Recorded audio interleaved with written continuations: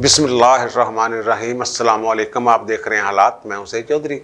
आज मुलाकात हुई है मियाँ शहबाज शरीफ और मौलाना फजल रहमान साहब की। मौलाना फजल रहमान साहब उनकी आदत के लिए आए थे और दवाएँ शवाएँ दी हैं और कुछ मीठे मीठे अंदाज में एक मोहब्बत का इज़हार किया उन्होंने।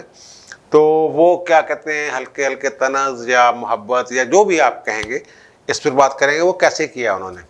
और दूसरा ये कि क्या शहबाज शरीफ साहब जो हैं वो कुछ बातें छुपा रहे हैं अपनी पार्टी से या पीडीएम के रहनुमाओं से या मौलाना साहब से, ये क्या चक्कर है और वो क्या बातें हो सकती हैं, इस पर बात करेंगे।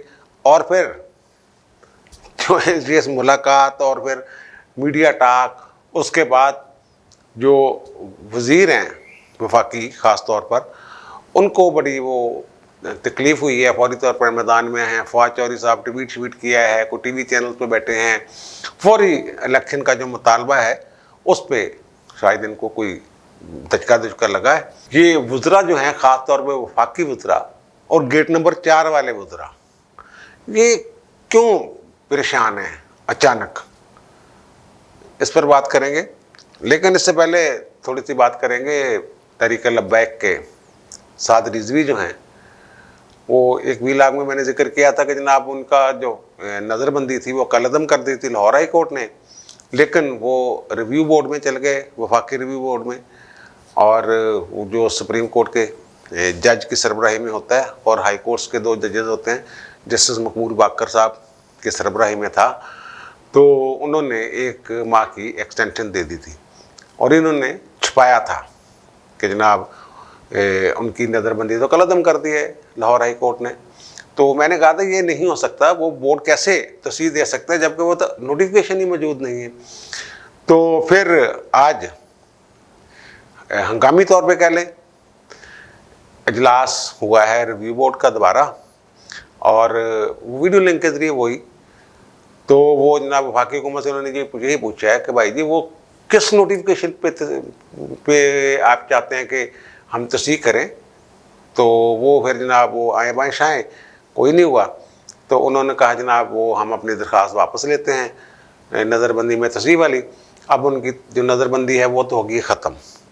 अब उनके साथ क्या वो मुकदमात हैं और दीगर मुकदमात जो हैं उनमें गिरफ़्तार करें और जो भी उन्होंने रिमांड लेने हैं और अदालतों में पेश करना है वो प्रोसेस हो। लेकिन बिला वजह एक नज़रबंदी वाला जो काम था वो ख़त्म कर दिया है रिव्यू बोर्ड ने। जो सूबाई रिव्यू बोर्ड है लाहौर हाई कोर्ट के जजेस वाला, वो पहले ही नज़रबंदी कलअदम कर दी थी उसने, फिर इन्होंने एक और नज़रबंदी कर दी एमपीओ के, उसके तहत एमपीओ के अलावा एटीए के तहत। और एटीए क्योंकि वफाकी कानून है इसलिए वो वफाकी रिव्यू बोर्ड में जाना था मामला, वहाँ इन्होंने पिछली दफ़ा 1 अक्टूबर को छुपाए एकाएक 2 अक्टूबर को 1 अक्टूबर को लाहौर हाई कोर्ट ने कलअदम कर दिया था दूसरा नोटिफिकेशन भी, और 2 अक्टूबर को इन्होंने चालाकी करने की कोशिश की, लेकिन वो ज़ाहिर है उनको पता चल गया। उन्होंने फिर दोबारा बोर्ड बिठाया, 1 माह की पहले डेट थी, लेकिन अब उन्होंने फौरी तौर पे बिठा के फिर इनकी क्लास क्लूस ली है, सुना है। और वो इन कैमरा होता है जो प्रोसीडिंग्स होती हैं, सिर्फ वकील होता है, वो मुतलका आदमी होता है और जजेस होते हैं। लेकिन बहरहाल वो क्लास क्लोज पंजाब हुकूमत की हुई है कि आपने ये क्या मजाक बनाया हुआ है, और उनको कह दिया कि जनाब ओके। अब आते हैं जनाब हम जो मुलाकात हुई है मौलाना की और मियाँ शहबाज शरीफ की। अच्छा, उसमें जो मैंने कहा मीठी मीठी बातें, वो मीठी मीठी क्या किया उन्होंने। मौलाना फजल रहमान साहब बड़े घाघ आदमी हैं, वो बात इस अंदाज में करते हैं कि कह भी जाते हैं और कोई माइंड भी नहीं करता। ये मैंने ये अर्ज़ किया था कि वो मरियम वाला जो मामला है इस्लामाबाद हाई कोर्ट में, वो आने वाला था, शहबाज शरीफ को पता था कि इशू क्या है, तो उन्होंने समझा कि यार मुझे ना ज़रा मीडिया के सामने सुनने नहीं आना चाहिए। वो फिर सीढ़ियों से गिर गए और मैंने कहा था वो माशाल्लाह ठीक है और अदालत में पेश होंगे, वो सारा कुछ हुआ जो मैंने कहा। तो उन्होंने जो प्रेस कॉन्फ्रेंस के आगाज़ में ये कहा कि जनाब मौलाना साहब ने मेरी खैरियत दरियाफ्त की, मुझे दुआ दी सेहत याबी के लिए। तो फिर उन्होंने कहा मैं लाहौर आऊँगा तो मिलूँगा, तो आज लाहौर आए हैं तो मिले हैं। मौलाना ने क्या कहा इसके जवाब में? वो जो सियासी बातें वो आगे जाके करते हैं कि फिल फॉर इलेक्शन का जो मुतालबा है तो इस पर बात भी करते हैं, लेकिन वो जो वहाँ मौलाना ने जो किया उनके साथ, उन्होंने कहा जनाब मैंने खैरियत दरियाफ्त की थी और कहा था कि लाहौर आऊँगा, तो मेरी हाज़िरी कबूल हो गई है, सेहतमंद होकर आज मीडिया के सामने है। समझ आ गई? मेरी हाज़िरी कबूल हो गई है, सेहतमंद होकर मीडिया के सामने आ गए हैं। तो यहाँ पर एक ख़ास मुस्कुराहट मौलाना की थी। तो इस पर शहबाज शरीफ साहब ने भी एक ख़ास अंदाज में मुस्कुराते हुए कहा कि मौलाना मुझे बाहर ले आए हैं। इसका क्या मतलब है? ये बातें जू में नहीं बातें हैं, ये वो बातें हैं ना कि शहबाज शरीफ साहब जो अंदर बैठने के चक्करों में हैं कि अंदर बैठा रहूं, और मौलाना साहब थोड़ा सा अग्रेसिव खेलना चाहते हैं, जैसे मरियम और नवाज शरीफ, इनकी लाइन वो वाली है। और शहबाज शरीफ साहब की जो लाइन है वो ये है कि जनाब वापिस सारा कुछ ठीक हो रहा। ये मैं वो बात बता रहा हूँ जो वो कर रहे हैं इशारतन कहीं, लेकिन वो बताते नहीं कि उनके दिल में है क्या। अच्छा, ये तो होगी ना, चलो एक रूटीन की बात होगी जो मैंने पहले अर्ज़ किया है कि जनाब वो मेरी दवाएं रंग ले आई हैं और मंजूर हो गई है, मेरी हाज़िरी कबूल हो गई है और वो बाहर आ गए हैं। लेकिन एक आखिर में फिर एक बात की है मौलाना साहब ने, उन्होंने कहा जनाब कि मेरी दुआ होगी, या पहले बात कर चुके हैं, काफ़ी देर बाद ये बात कर रहे हैं कि मेरी दुआ होगी कि बची खुची तबीयत में जो कमज़ोरी है अल्लाह ताला उससे भी दूर फरमाए। यानी बची खुची जो कमज़ोरी है तबीयत में, कहते यदि तबीयत कमज़ोर, नासाजी, तबीयत की नासाजी और होती है, तबीयत की कमज़ोरी और होती है। मौलाना साहब ने, मेरा ख्याल है ऐसे आप इख्तलाफ कर सकते हैं, बहुत सारे लोग इख्तलाफ कर सकते हैं, इस बात को अहमियत शायद ना दी हो मीडिया ने, लेकिन मेरे नज़दीक ये बड़ी अहम बात है। दोनों बातें अहम हैं कि मेरी हाज़िरी कबूल हो गई और सेहतमंद होकर आज मीडिया के सामने आ गए, और शहबाज शरीफ साहब कहते हैं कि मौलाना मुझे बाहर ले आए। वो किसी हुजरे में तो नहीं बैठे हुए थे, बाहर ले। और फिर वो कह रहे हैं मौलाना कि बची खुची तबीयत में जो कमज़ोरी है वो अल्लाह ताला दूर फरमाए, मेरी दुआ होगी। यानी इसका मतलब जो मैं समझता हूँ मौलाना ने अंदर उनकी क्लास क्लोज ली होगी। उन्हें कहा होगा यार केड़े कमां पे आया, कोई तकड़ा बहु कि तू कदी फलां जगह तो पर्दा कर जाना तो कदी फलां जगह तो पर्दा कर जाना। बहरहाल फिर उन्होंने ये बात मीडिया पे आपने सुनी ली होगी कि प्रेस कॉन्फ्रेंस भी शायद आप लोगों ने सुनी हो बीच में। तो उन्होंने ये कहा कि जनाब फिल फॉर इलेक्शन करवाए जाएँ, इसके लिए महंगाई के ख़िलाफ़, डेंगू का उन्होंने जिक्र किया शहबाज शरीफ ने, और फिर कहा कि जनाब महंगाई के ख़िलाफ़, आम ताज़िया कि महंगाई के ख़िलाफ़ तहरीक, उन्होंने कहा महंगाई और हुकूमत के ख़िलाफ़ हुकूमत को वो कानूनी रास्ता इख्तियार करेंगे, हुकूमत को गिराने के लिए तहरीक चलाएँगे, उन्होंने ये कहा है। और फिर फॉर इलेक्शन, और मौलाना ने भी यही कहा है कि जनाब इस हुकूमत को अब नहीं रहना चाहिए, घर जाना चाहिए। कानूनी रास्ता तो यही है, इन नौज तब्दीली, जिसका मैंने पिछले व्लॉग में जिक्र किया था। खान साहब ने, इमरान खान ने खुद तो ये असम्बली तहलील करनी नहीं, और वो मंजरनामा ही बदल गया है। जिन पत्तों पे ये तकिया किए हुए थे तो वो शायद हैं या नहीं हैं, जो भी है वो भी एक मसला हो गया हुआ है। तो बहरहाल वो, लेकिन तहरीक चलाते हैं, क्या चलाते हैं क्या नहीं चलाते हैं। और जो मैं बात करूँ, शहबाज शरीफ कुछ बातें छिपा रहे हैं। ये उनको जो पार्टी के लीडरान हैं जो उनसे मिलते हैं या मीटिंग्स में जाते हैं, उनमें से एक साहब ने मुझे ये कहा है कि मुझे लगता है कि शहबाज शरीफ के पास कुछ राज की बातें हैं जो वो नहीं बता रहे, लेकिन इशारतन या किसी बॉडी लैंग्वेज से हमें ये अंदाज़ा हो रहा है कि शहबाज शरीफ साहब को बड़ी तसल्ली है कहीं से कि डोंट वरी, हर चीज़ ठीक है, ओके है, और इलेक्शन के हवाले से उन्होंने तो शुरू की हुई है अगस्त सितंबर से तैयारी कि जल्द इलेक्शन, कबल अज़ वक्त इलेक्शन। इससे पहले ये आइंदा इलेक्शन की बात करते थे, फिल फॉर इलेक्शन की बात नहीं करते थे, आइंदा शफाफ आज़ादाना इलेक्शन की बात करते थे। अब ये ज़रा थोड़ा सा फिल फॉर, फौरी तौर पर उधर चले गए हैं कि जनाब फौरी। और फिर उसमें जो एक सोशल मीडिया पे और मीडिया पे एक रौला पड़ा हुआ है, सीनियर सहाफ़ी जो कह रहे हैं कि जनाब वो DGI के मौजू पर, मामले पे कोई इख्तलाफात हुए और ये हुआ वो हुआ। मैंने कहा कि हुए होंगे, लेकिन वो बहुत पहले की बात है। अब बहरहाल जो भी है, अब आगे इस पे उन्होंने, शहबाज शरीफ ने कहा कि जनाब एक कौमी इदारा है फ़ौज जो है, और दफा का ज़िम्मेदार है, उसकी कुर्बानियों की तारीख शाहद है। और खान साहब नियाज़ी ने वो काम कर दिया जो मोदी आज तक नहीं कर सका, बदनाम हो गया ना, कर दिया ना। और मौलाना साहब ने कहा कि यूनिटी ऑफ कमान की इलामत जो वज़ीर आज़म है इमरान खान, देखें उन्होंने क्या हशर कर दिया। यार बात में इसमें ना थोड़ा सा वज़न एक है।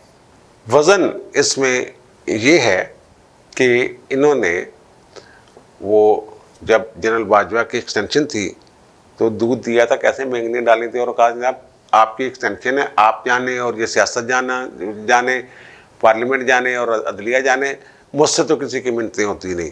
और वो नोटिफिकेशन था वो बाहर ही नहीं आ रहा था नहीं था, अजीबो गरीब एक बयान ट्वीट आ गया हुआ था जनाब एक्सटेंशन, लेकिन वो बताया नहीं जा रहा था कहाँ से हुआ क्या नहीं हुआ। अदालत में मामला गया फिर, यानी वो अच्छा खासा 2-3 दिन 4 दिन जितने दिन केस की समाअत रही है, जब तक वो फैसला नहीं आ गया, उन्हें आर्जी तौर पे एक्सटेंड नहीं कर दिया गया, और फिर मामला पार्लियामेंट में नहीं चला गया, और फिर वहाँ एक्ट नहीं बन गया, उस वक्त तक एक अजीब जो था महमसा या रोला गोला पड़ा हुआ था।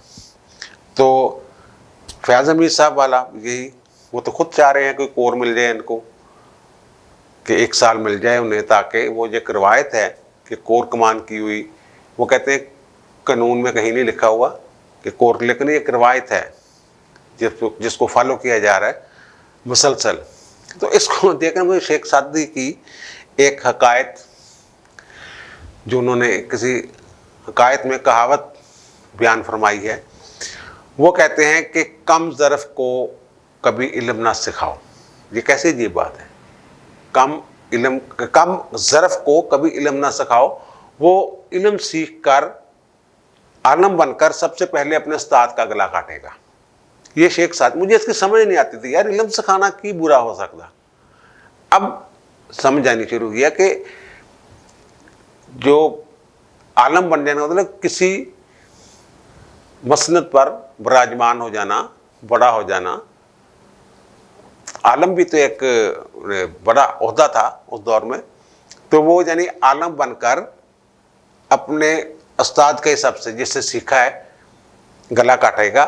मतलब ये है कि वो और भी कई हकायतें हैं कि वो बाज ने या शहीन ने चूहे को अपने परों के नीचे पनाह दे दी और उसने उसके पर काट दिए, को वही कमज़र को। ये इस तरह की, वो पता नहीं क्यों मुझे रवायत याद रही। मैं ये नहीं कहता कि कम तरफ हैं या कुछ हैं, या सिविल सुपरमेसी की बात या जो भी कर रहे हैं, वो हो सकता है वो आइन और कानून के मुताबिक कर रहे हैं। और ये जो वज़ीर हैं ये परेशान हैं। वो मेरी एक साहब से बात हुई जिनके बड़े करीब हैं, मैंने कहा क्यों परेशान है? उनका यार वो जिस पे निसार कर रहे थे, वो जो मशवरे और प्लानिंग्स वगैरह आती थी कहीं से, इन्हें ख़तरा है कि आने वाले पता नहीं उस तरह इनके साथ हेल्प कर सकेंगी कि नहीं।